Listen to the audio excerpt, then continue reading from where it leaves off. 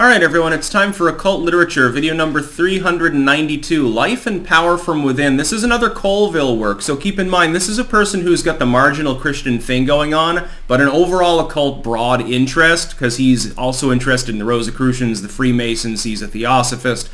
So it's a rather broad collection of material that we get from W.J. Colville. Anyway, first and foremost, link in the description of my edition of this work on Amazon. It's 143 pages, so it's an intermediate read.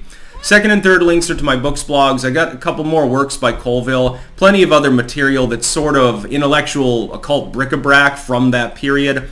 And it has to do with basically the concept behind the Theosophists, especially at first. Behind Theosophy was simply the search for truth, where we're trying to look into mythology, into poetry and theater and stuff, into literally everything that we can, science especially, to try to glean mystic truths and lead mankind into the Atlantean age, effectively. That concept doesn't start with the hippies. Just so you're aware, all the hippie spirituality, including the vegetarianism and shit that you get in the 1970s or late 60s, it came from their grandparents. It came from their pre-Great Generation grandparents who sat around and did seances and shit. It was almost a rediscovery of old-timey religion sort of stuff. Anyway, getting past that. This work, it meanders from subtopic to subtopic. It's essentially an occult collection when you think about it.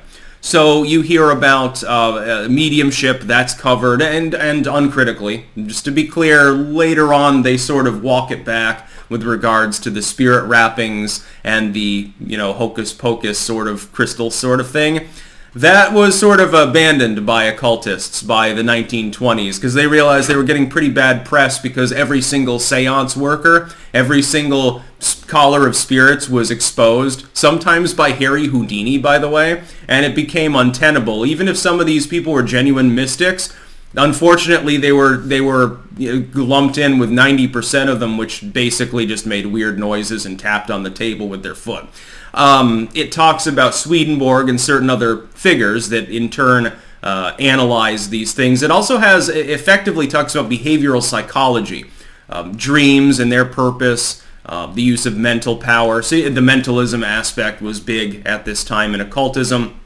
Steiner had a lot of that stuff along with other authors. I think it was Leadbeater actually was interested in these things. So it's a good work all around. It's a little bit, though, it's a bric-a-brac effectively. Under the header of occultism, there are a dozen subtopics here explored in brief. So it's a good sort of stepping stone work. You find additional material that you're interested in. So let's say you're interested in mediumship, you get this work, but then you end up reading about suggestion and mental projection and stuff like that, and you're like, oh, this sounds interesting, and you end up studying these things as well. These kind of works can be very, very helpful for people who literally study the occult. It's also really helpful for bibliophiles like myself. Well, the end of these works sometimes contain laundry lists of additional books from the same publishing houses, and those can be the best of all when you're in my particular line of work, namely editing a bunch of old occult texts. So I would recommend it.